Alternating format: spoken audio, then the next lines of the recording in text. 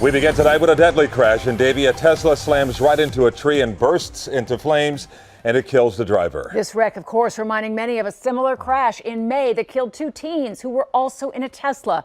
Local 10 News reporter Sanella Sabovic is live in Davie with our top story. Sanella.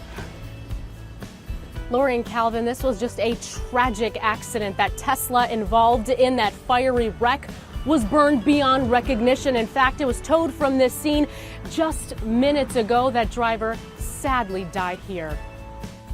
Oh my God. A horrific accident in Davie. I've seen quite a few accidents here, but nothing quite like that. The driver of a blue Tesla losing control along the 1200 block of Flamingo Road before crashing into a couple of palm trees. Skid through 3 lanes of traffic, ended up hitting a median. And bursting into flames instantaneously, killing the driver.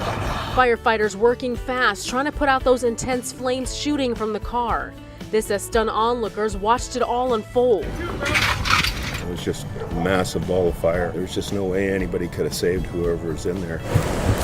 We witnessed people who police say are possible family members arrive on the scene, visibly distraught, telling officers their loved one's cell phone pinned them to this crash site.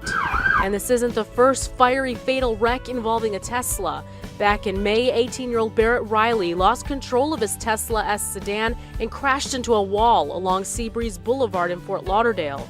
He and his passenger, Edgar Montserrat, were trapped inside as the car was engulfed in flames. The sole survivor was a backseat passenger who was thrown from the car.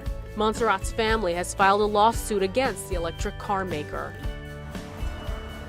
And police have not released the identity of the driver involved in today's wreck. Davie police remain investigating but believe that speed was a factor.